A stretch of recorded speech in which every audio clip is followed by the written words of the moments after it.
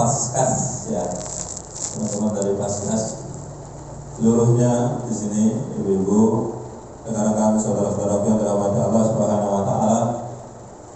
Alhamdulillahirabbil alamin.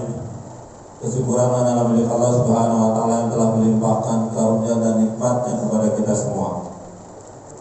Yang pada subuh hari ini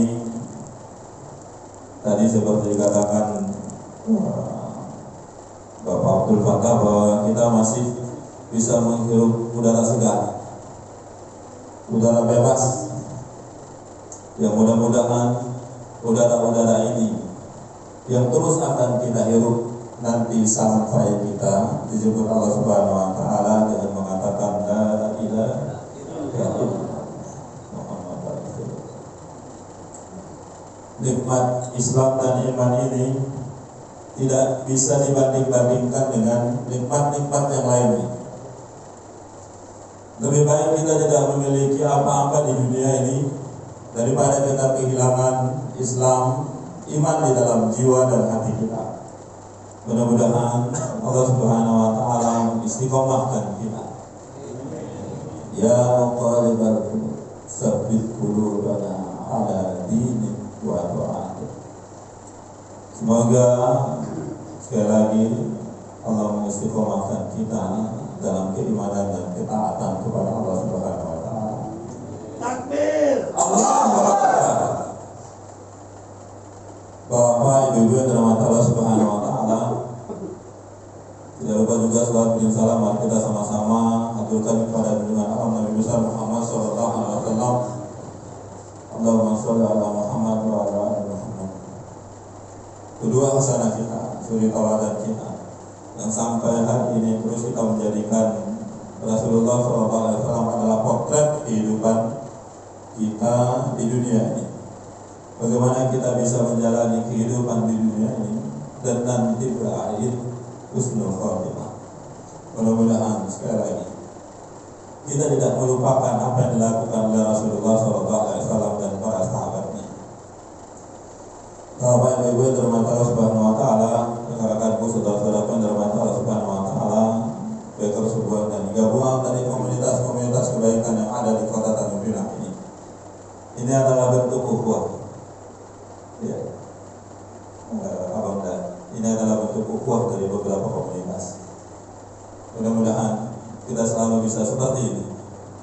Bahkan tahun depan, tadi ketika iring-iringan, mudah-mudahan kita diberikan umur panjang. Kita harus punya cita-cita. Tahun depan iring-iringan kita, insya Allah ekornya ada di baris 10, ujungnya ada di tepi laut. Atau nanti kita iring-iringan bekar sebuah, ekornya ada di Kota Tanjung Pinang, ujungnya ada di Kota Tanjung Bupati. Allahu Akbar. Allahu Akbar. Kata dimana bermanfaat Allah Subhanahu wa taala. Mudah-mudahan di bagian daripada kesungguhan kita, mujahadah kita untuk menjadi bagian daripada kebangkitan Islam itu. Rekan sekalian, saudara-saudaraku yang dirahmati Allah Subhanahu wa taala, saya ingin sedikit bercerita-cerita terkait dengan sejarah. Dulu kita kenal sahabat Rasulullah SAW yang bernama Ammar bin Yasir. Pengorbanannya, kita lihat pengorbanan beberapa sahabat sampai nanti kita menunjukkan, sampai kita tahu betapa indahnya ukhuwah Islam ini. Rekan sahabatku yang dirahmati Allah Subhanahu wa taala, yang insya Allah kita bersahabat di dunia dan nanti kita bertetangga di surga Allah Subhanahu wa taala. Ammar bin Yasir ketika dia menyatakan keislamannya, Islam dia adalah bagian daripada perbudakan saat itu. Keluarganya itu adalah keluarga yang diperbudak. Ibunya, ayahnya, dan termasuk dia adalah keluarga yang diperbudak. Lalu mengenal Islam, masuk Islam, dan dia meminta ayah ibunya untuk masuk Islam juga, menebarkan Islam di keluarganya. Akhirnya ayah ibunya juga masuk Islam. Tapi yang didapatkan oleh Ammar bin Yasir dan keluarganya ketika dia diketahui masuk Islam, maka majikannya menangkap. Jadi dulu orang-orang yang dibawa kendali majikannya itu, majikannya berhak melakukan apapun kepada budak itu. Ditangkap. Rasulullah tidak bisa menolong karena itu adalah bagian dari pada tradisi saat itu ya. Belum bisa langsung melepas ibunya, ayahnya, lalu Ammar bin Yasir sendiri diikat. Nah, sadisnya orang ini ya, Ammar bin Yasir itu diikat di hadapan ibunya, bapaknya di sebelah diikat berdiri, Ammar bin Yasir berdiri, ibunya itu diikat telentang apa itu, jadi tangannya dibuka, kakinya dibuka, telentang diikat di depan Ammar bin Yasir. Lalu ketika diikat, majikannya bilang, Ammar bin Yasir, kembali ke agama nenek moyang, sembah Lata, sembah Uzza dan yang lainnya. Kalau tidak, orang tua kamu ini akan saya bunuh, kata dia. Tapi Ammar bin Yasir dan keluarganya karena keimanan sudah mendekat, dia bilang tidak. Ibunya juga bilang tidak. Apapun yang terjadi, jangan kau keluar dari Islam. Ayahnya juga bilang jangan Ammar. Ammar bin Yasir itu sahabat Rasulullah yang tinggi, Bapak Ibu, agak tinggi, kurus tapi, ya. Ammar bin Yasir sahabat Rasulullah agak tinggi, kurus. Nanti dia meninggal di perang Siffin. Bapak Ibu yang dirahmati Allah Subhanahu wa taala, anak-anak yang dirahmati Allah Subhanahu wa taala. Keluarga ini teguh mempertahankan keislamannya, tidak mau keluar karena dia sudah memasukkan Islam, iman itu di dalam hatinya, dan dia tidak akan keluar dari agama ini. Tapi yang dilakukan oleh orang-orang yang memusuhi Islam saat itu, orang kafir saat itu, ibu-ibu tahu, mohon maaf sedikit, kalau Bapak Ibu baca sejarahnya, Ibu akan meneteskan air mata. Itu ada besi panjang, Bapak Ibu, panjang. Lalu besi itu diruncingkan di depan Ammar bin Yasir, yang dilakukan oleh orang-orang itu, kalau engkau tidak mau masuk Islam, maka ibumu akan aku bunuh. Kalau dibunuhnya ditusuk di dada, atau ditunggal di kepala, atau diracuni, itu hal yang mungkin pembunuhan yang masih dalam kategori wajar. Tapi yang dilakukan oleh majikannya adalah di depan Ammar bin Yasir, ibunya dibunuh pelan-pelan, dimasukkan besi itu melalui kemaluan ibunya, tembus sampai tenggorokannya.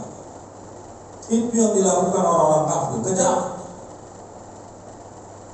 Tapi Ammar bin Yasir tidak bergoyah dan ayahnya juga tidak bergoyah. Bahkan dalam ketidaksadarannya, Ammar bin Yasir sempat menyebut Lata dan Uzza, tapi bukan mengingkari Allah, tapi karena dia sudah tidak tahan lagi melihat penyiksaan ibunya yang dibunuh pelan-pelan. Ammar bin Yasir, nanti akhirnya ayahnya juga meninggal, dia tinggal sendiri. Nanti dia hijrah ke Madinah bersama Rasulullah SAW. Yang kedua, Bilal bin Rabah. Selalu kita mendengar cerita terkait dengan Bilal bin Rabah. Tapi apa yang bisa kita ambil dari hikmah kisah Bilal bin Rabah itu? Bilal bin Rabah ketika ketahuan dia Islam, sebelum dia dibebaskan oleh Abu Bakar As-Siddiq, maka dia dirajam, diletak di tengah padang pasir, di atasnya batu panas yang sudah sedang berjemur panas-panasnya, maka dia diletak di situ. Lalu di atas dadanya ditimpahkan lagi batu yang panas, dihimpit dengan kedua batu, sampai datang Abu Bakar As-Siddiq untuk membebaskan perbudakan Bilal bin Rabah. Yang saat itu ketika di Madinah, para sahabat ingin lihat mana bekas lukamu itu, bekas luka kemarin waktu kau disiksa, dihimpit oleh batu yang panas di tengah padang pasir. Bekas lukanya Bapak Ibu yang dirahmati Allah Subhanahu wa taala. Kalau Bapak Ibu baca di sirah-sirah khusus, maka para sahabat itu mengatakan bekas lukanya saja para sahabat tidak sanggup melihatnya. Bekas lukanya, apalagi lukanya, apalagi waktu sedang lukanya itu memar. Bekas lukanya saja para sahabat tidak sanggup untuk melihatnya. luar biasa penyiksaan. Sampai dia dibebaskan Allah. Pengorbanan yang sangat luar biasa. Sangat luar biasa. Abu Bakar begitu juga, Ali bin Abi Thalib begitu juga, pemuda yang sangat luar biasa. Mudah-mudahan di sini pemuda-pemuda yang mencontohi Ali bin Abi Thalib. Pak, waktu itu Ali bin Abi Thalib itu diminta oleh Rasulullah SAW itu menggantikan posisi Rasulullah waktu Rasulullah itu diincar oleh musuh-musuh yang akan dibunuh sebelum Rasulullah hijrah ke Madinah bersama Abu Bakar As-Siddiq. Jadi Ali bin Abi Thalib itu masih muda banget, masih belasan tahun umurnya waktu sebelum hijrah ke Madinah. Jadi Rasulullah memanggil sepupuku, kau gantikan aku tidur di sini ya, untuk mengelabui orang-orang yang akan membunuh, yang akan menusuk. Jadi waktu itu berkat usulan manusia lebih kejam daripada setan, Abu Jahal. Manusia lebih kejam daripada setan, Abu Jahal.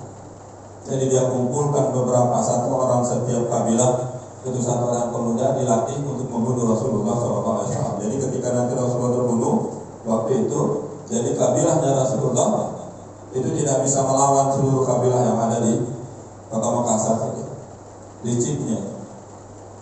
Nah, Ali bin Abi Thalib itu tugasnya menggantikan posisi tidur Rasulullah yang salah-salah siap-siap dia akan dibunuh oleh musuh-musuh Islam. Tapi dia nggak pernah bilang Rasulullah yang lain aja lah, atau Abu Bakar aja lah, dia kan sudah nikah. Dia nggak pernah bilang seperti itu. Dia bilang iya, baik Rasulullah, tidur sampai pagi dan hampir saja dia dibunuh. Ketika Rasulullah berhasil keluar bersama Abu Bakar. Luar biasa. Nyawa yang ditaruhkannya untuk Islam ini. Abu Bakar begitu juga. Bapak Ibu, ketika Rasulullah hijrah bersama Abu Bakar itu was-was. Dalam hatinya, mudah-mudahan aku yang diajak, mudah-mudahan aku yang menemani Rasulullah. Padahal resiko menemani Rasulullah SAW itu adalah nyawa. Lalu ketika berada di gua, tempat persembunyian selama 3 hari sebelum memutar arah, itu Abu Bakar bersama Rasulullah SAW sambil menunggu datangnya makanan logistik dari Asma binti Abu Bakar. Rasulullah tertidur di pembaringannya, di pahanya Abu Bakar, tertidur. Rekan-rekan sekalian, Bapak Ibu yang terhormat, saking lelah. Lalu kalau kita lihat di gua padang pasir itu terlalu banyak binatang-binatang yang berbisa, ular, kalajengking, lipan, gitu-gitu, lubang-lubang. Lalu Abu Bakar dengan kakinya yang satu tetap menjadi pangkuan kepala Rasulullah SAW, dia menutup lubang-lubang itu, 1, 2 dengan batu, tutup semua. Tapi ternyata ada satu lubang yang tidak tertutup, Bapak Ibu, rekan-rekan sekalian.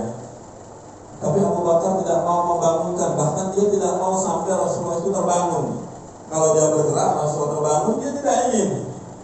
Lalu yang dilakukannya adalah apa yang harus dia lakukan ketika ada binatang berbisa yang keluar dari lubang yang belum tertutup itu. Ternyata benar. Jadi Bapak Ibu, ada beberapa versi, tapi kita tidak membedakan versi ceritanya. Ada yang bilang kalajengking, ada yang bilang ular padang pasir. Lalu Abu Bakar, Bapak Ibu yang dirahmati Allah Subhanahu wa taala, dia menelonjorkan kaki yang sebelahnya, lalu ditutupnya lubang yang tadi tempat keluarnya kepala ular itu sudah keluar. Tutup dengan jempolnya. Kira-kira apa yang dilakukan ular itu? Dijilat saja, atau cuma disium, atau ular itu masuk lagi. Melihat benda, respon ke kepala ular itu.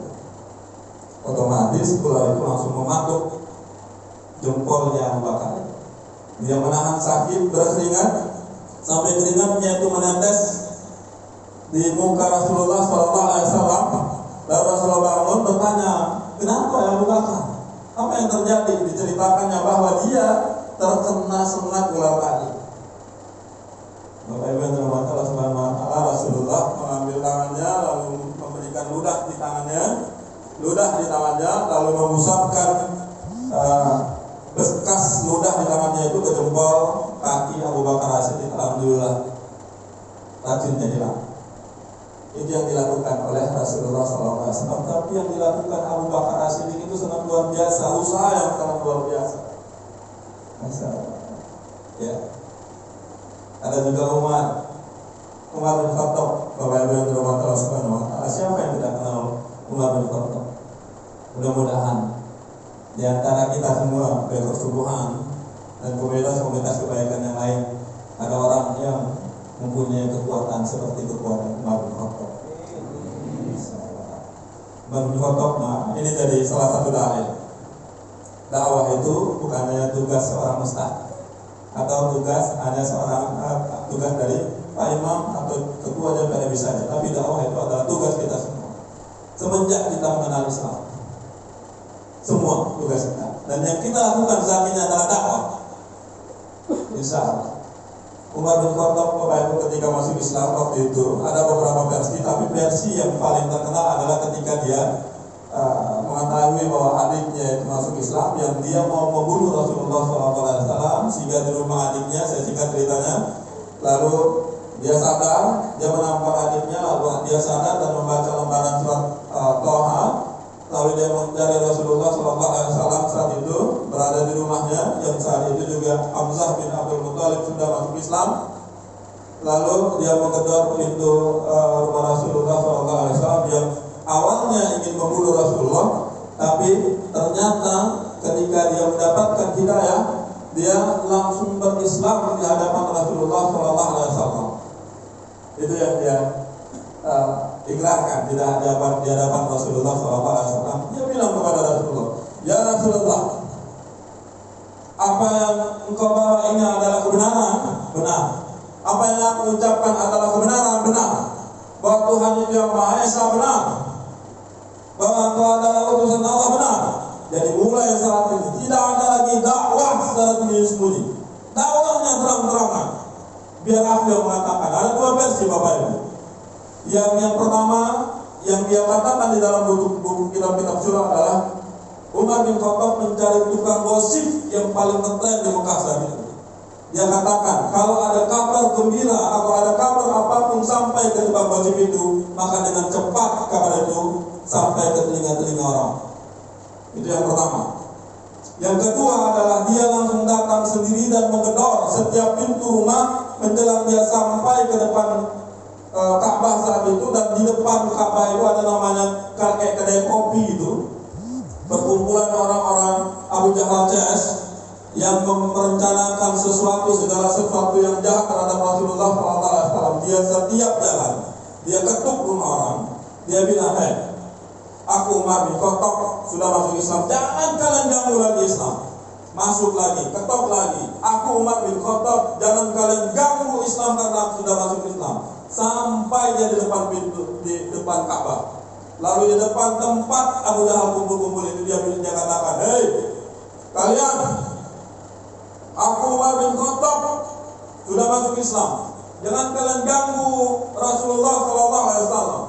Kalau kalian ganggu, maka kalian berhadapan dengan aku Umar bin Khattab."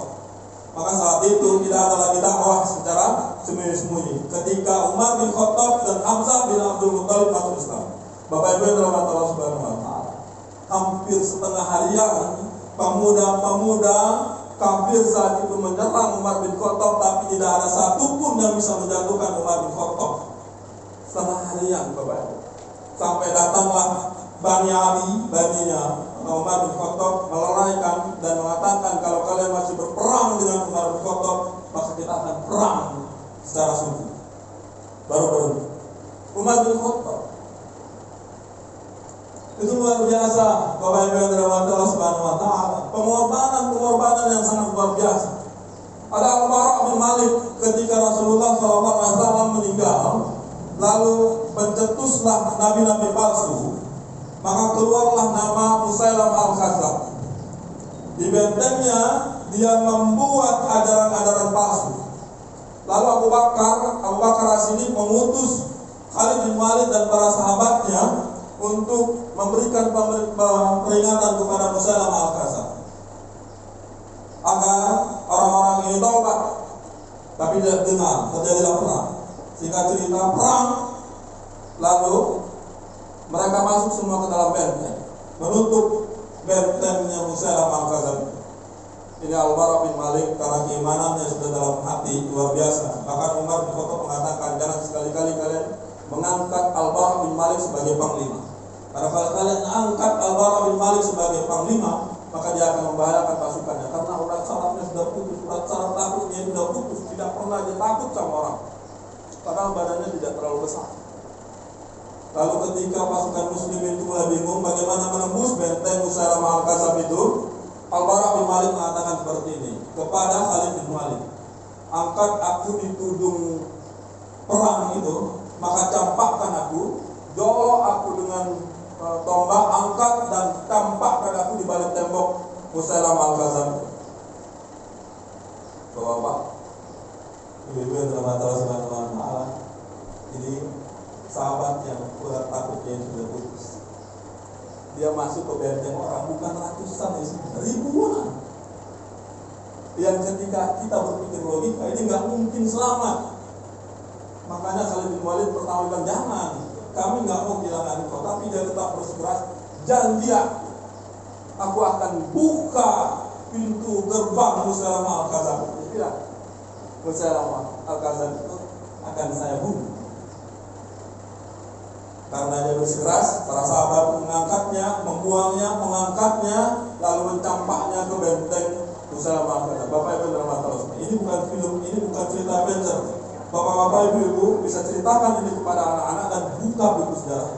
Ini bukan cerita Avenger, ini bukan cerita khayalan, tapi ini adalah kekuatan keimanan, kekuatan Islam yang ketika melekat di dalam hati dan jiwa setiap muslim, tidak ada satupun yang ditakuti selain Allah dan Rasul. Ditepati janji Al-Bara bin Malik, dia membuka pintu gerbang Musailamah Al-Kadzdzab itu dengan 80 lebih luka di dalam badannya, tapi masih hidup. Allah takdirkan dia masih hidup. Panah tancap, tombak masuk ke kaki, parang masuk, pisau masuk, semua masuk. Dalam buku sejarah ada yang mengatakan 70, ada yang mengatakan 80, ada juga yang mengatakan 30 bekas luka yang ada di dalam badan Al-Bara bin Malik. Bayangkan, kita kena jarum suntik saja sudah terasa sakit, atau kita terkena silat yang sudah terasa sakit. Ini ada 30 sampai 80 bekas luka yang diderita Al-Bara. Keimanan, saudara-saudara yang dirahmati Allah Subhanahu wa Ta'ala. Maka hari ini, subuh hari ini, saya menceritakan beberapa sejarah agar memacu semangat kita bahwa Islam itu harus ada di dada kita. Islam itu, iman itu harus ada di dada kita. Kalau hari ini Islam teracak, maka hari ini kita harus berukhuwah. Kalau Islam hari ini diinjak-injak, bahkan orang-orangnya dibunuh dengan gampangnya, maka hari ini kita harus bangkit dengan ukhuwah. Amin. Allah. Jangan jadi Islam keceng-kecengan yang hari-hari hanya kerjanya dia mungkin sholat, dia mungkin puasa, dia mungkin zakat, tapi dia tidak peduli dengan yang ada di sekitarnya. Dia cuek. Hari ini yang kita lakukan ini adalah bagian daripada dakwah kita, bagian daripada kita untuk meningkatkan izah Islam itu. Kita enggak akan rela Islam itu diinjak-injak. Ukhuwah Islam yang harus kita tingkatkan. Di dalam kita berorganisasi, banyak banget kelebihan dan kekurangan saudara-saudara kita, tapi jangan kita melihat kekurangan-kekurangan saudara kita, tapi kelebihan saudara-saudara kita yang kita lihat. Pada kekurangan-kekurangan yang kita akan tutupi. Banyak kesubuhan, paskas, kompak, gang Quran, preman, JPRI dan yang lain-lainnya harus bersatu. Karena yang bisa membangkitkan Islam itu adalah persatuan. Tidak ada perbedaan-perbedaan di antara kita, kecuali yang kalau sudah yang usul yang berbeda baru kita perangi orang itu. Tapi kalau masih buruk-buruk yang berbeda, kita adalah saudara ukhuwah. La yu'minu ahadukum hatta yuhibbu li akhihi ma yuhibbu li nafsihi. Tidak dikatakan orang itu beriman sampai dia mencintai saudaranya sama persis seperti dia mencintai dirinya sendiri, sama persis. Jadi ketika hati kita masih ada benci dengan saudara kita, bahkan saudara kita yang sama-sama kemasi, maka keimanan kita masih diragukan. Sesuai dengan tema kita, mempererat ukhuwah. Mari kita sama-sama bersatu meningkatkan Islam. Mari kita sama-sama membangun Islam ini. Mari hilangkan perbedaan. Mudah-mudahan kita seperti Abu Bakar As-Siddiq. Teman-teman tahu, ketika Umar bin Khattab protes sama Rasulullah SAW, ya Rasulullah, Abu Bakar As-Siddiq itu kalau jumpa sama aku, dia tidak mau mengucapkan salam dulu. Aku terus yang mengucapkan salam. Maksudnya apa ini Abu Bakar As-Siddiq? Tapi waktu itu ada Rasulullah, langsung ditanyakan kepada Rasulullah, ada apa? Dipanggil Abu Bakar As-Siddiq. Abu Bakar, kemarin apa yang benar yang dikatakan Umar bin Khattab itu? Benar Rasulullah. Kenapa kau lakukan? Kenapa kau tidak mengucapkan salam dulu kepada Umar? Ganti-gantian. Ya, sesungguhnya aku pernah mendengar Umar bersabda bahwa dua orang sahabat yang saling lalu dia mengucapkan salam duluan, maka Allah akan bangunkan di surga itu istana buat orang. Lalu kata Abu Bakar, yang aku inginkan Umar bin Khattab duluan dibangunkan surga dan duluan dibangunkan istana di dalam surga. Itu diinginkan Abu Bakar As-Siddiq. Dia menginginkan saudaranya dulu mendapatkan istana di dalam surga. Umar bin Khattab yang saat itu mendengar hal itu sujud tersungkur, karena yang dia inginkan adalah kebaikan buat saudara-saudaranya. Ini yang membuat para sahabat itu besar. Terakhir, saya ingin katakan beberapa sirah ini kepada bapak-bapak dan ibu-ibu semua. Waktu pembunuhan Utsman bin Affan, orang-orang munafik itu menyebarkan fitnah di Madinah. Dia bilang, Utsman bin Affan seperti ini, menempatkan saudaranya seperti ini. Tapi ketika di Madinah, karena orang kenal Utsman bin Affan dan karena ukhuwah itu kuat, tidak ada satupun fitnah yang bisa menjatuhkan Utsman bin Affan saat itu. Lalu yang dilakukan orang-orang munafik itu adalah pergi keluar daerah, membendung fitnah-fitnah itu, membuat fitnah itu agar Utsman bin Affan bisa dibunuh dan bisa dilengsarkan. Fitnah itu terbuat. Orang tahu kalau Utsman bin Affan itu manusia yang sangat lembut, maka fitnah itu muncul dari daerah-daerah menuju Madinah. Waktu itu belum ada handphone, jadi orang nggak bisa benar nggak bisa. Jadi apa yang dikatakan yang dibawa oleh orang munafik ini yang menyamar menjadi Islam, dikatakan di luar daerah dipercaya oleh sahabat-sahabat yang ada di luar daerah. Datang mereka berkelompok membunuh Utsman bin Affan. Padahal kalau dia bilang lindungi aku, jangan sampai orang-orang itu masuk, mungkin dia bisa melakukan itu. Tapi tidak. Utsman bin Affan menganggap tetap mereka saudaranya dan dia tidak akan melukai saudara. Apakah kita bilang orang-orang yang membunuh Utsman bin Affan itu enak-enak? Atau dia tidak dihukum? Atau kita bilang Allah tidak membela Utsman bin Affan? Atau Allah tidak membela orang-orang yang terbunuh di jalan Allah Subhanahu wa taala? Allah tidak membela yang membunuh Hasan dan Husain? Apakah kita bilang seperti itu? Tidak. Tapi Allah ingin mengatakan, Allah ingin menggambarkan, nih, lihat orang-orang ini nasibnya nanti di dunia dihinakan oleh Allah, apalagi di akhirat. Maka seluruh yang membunuh Utsman bin Affan, yang terlibat membunuh Utsman bin Affan, mereka hidupnya tersiksa. Dibuktikan di dalam kitab sejarah bahwa seluruh orang yang nanti balik ke yang telah membunuh Utsman bin Affan itu, kalau tidak mati cacat seluruhnya, tangannya putus, dua-dua kakinya putus, golek-goleknya tinggal badan. Itu yang membunuh Utsman bin Affan. Kalau nggak mati terhina. mati terhina. Dan di hari ini, kalau ada orang-orang yang menghina umat Islam yang soleh, kalau ada orang-orang yang berani membunuh umat Islam yang soleh, maka bukan Allah tidak membela kita, bukan Allah tidak membela kita, tapi saksikan bahwa balasan Allah Subhanahu wa Ta'ala itu pedih di dunia dan di akhirat. Semoga kita semua terlindungi dan semoga kita semua tetap dalam ukhuwah. Jangan munculkan perbedaan, karena kita harus bersatu untuk meningkatkan izzat Islam di atas muka bumi. Mudah-mudahan dengan persatuan ini Allah masukkan kita dan kita saling tunggu menunggu di depan pintu surga ini. Dan mudah-mudahan Allah mencatat satu-satu nama kita sebagai pejuang-pejuang penegak izzat Islam. Allahu Akbar. Allahu Akbar. Allahu Akbar. Astagfirullahaladzim. Assalamualaikum warahmatullahi wabarakatuh.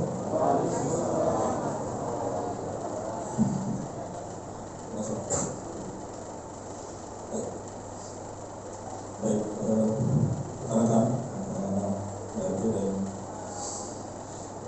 mendalami bersama-sama berdoa agar semua amal ibadah kita diterima oleh Allah Subhanahu wa Ta'ala dan bangsa kita dan pimpinan keluarga Indonesia menjadi bangsa yang aman, damai, dan bangsa yang diberkahi oleh Allah Subhanahu wa Ta'ala. Kita awali dengan disebutkan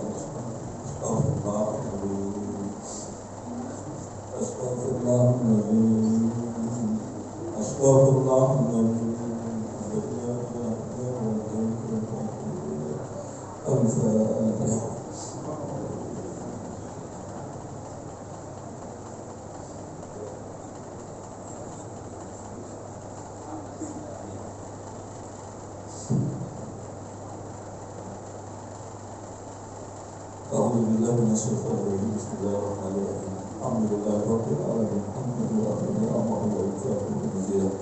ya rabbana alhamdulillah min badilika wa yawlika wa a'udhu Allahumma firna wa warhamhu wa rabbana rasulullah. Allahumma firna wa warhamhu wa rabbana rasulullah. Allahumma firna wa warhamhu ربنا ظلمنا أنفسنا وإن لم تغفر لنا وترحمنا لنكونن من الخاسرين ربنا ولا تحمل علينا إصرا كما حملته على الذين من قبلنا ربنا ولا تحملنا ما لا طاقة لنا به واعف عنا واغفر لنا وارحمنا أنت مولانا فانصرنا على القوم الكافرين ربنا لا تزغ قلوبنا بعد إذ هديتنا وهب لنا إنك أنت الوهاب اللهم إنا نسألك علما نافعا ورزقا طيبا وعملا متقبلا اللهم إنا نسألك رضاك والجنة ونعوذ بك من سخطك والنار اللهم إنا نسألك حسن الخاتمة اللهم إنا نسألك حسن الخاتمة اللهم إنا نسألك حسن الخاتمة Ya Allah, ya Rahman Rahim, ampunkan dosa-dosa kami, ya Allah. Ampunkan dosa kedua orang tua kami, ya Allah. Ampunkan dosa pemimpin-pemimpin kami, ya Allah. Ampunkan dosa saudara-saudara kami dan seluruh kaum muslimin yang ada di dunia ini, ya Allah. Berkahilah kehidupan kami, ya Allah. Istiqomahkan kami dalam kebaikan ini, ya Allah. Ya Allah. Turunkanlah berkah untuk kota kami Tanjung Pinang, provinsi Kepulauan Riau dan Indonesia pada umumnya, ya Allah. Ya Allah, jangan kau berikan ujian yang tidak sanggup kami pikul, ya Allah. Ya Allah, Engkau lah tempat kami memohon, Engkau tempat kami menyembah dan meminta, ya Allah. Satukanlah hati setiap kaum muslimin, ya Allah. Ya Allah, ya Rahman ya Rahim, dengan kau pecahbelahkan kami, ya Allah. Engkau telah mempersaudarakan kami di dunia. kesenangan kami di akhirat di surga-Mu ya Allah. Pertemukan kami dengan Rasul kami ya Allah. Pertemukan kami dengan Nabi Muhammad sallallahu alaihi wasallam ya Allah. Sesungguhnya kami tidak kuat untuk menahan panasnya api neraka-Mu ya Allah. Jangan Kau biarkan kami melakukan dosa-dosa yang tidak Kau ampuni ya Allah.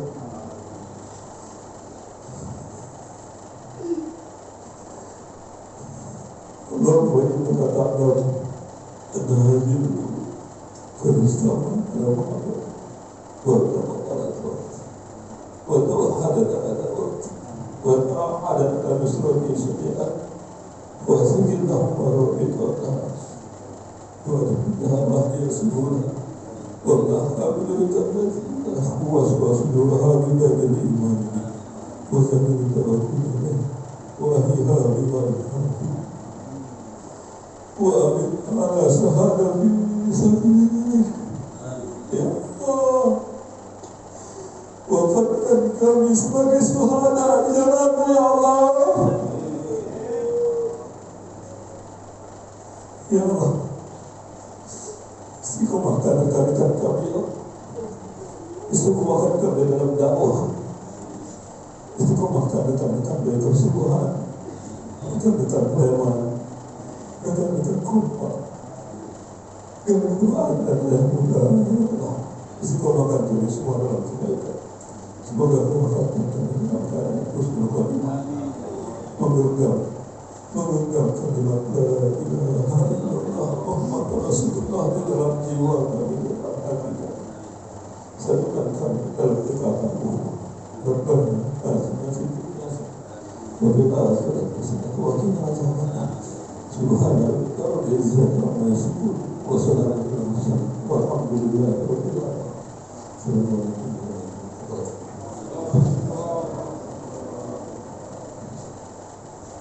Alhamdulillah, amin amin ya rabbal alamin. Semoga apa yang kita doakan di atas hari ini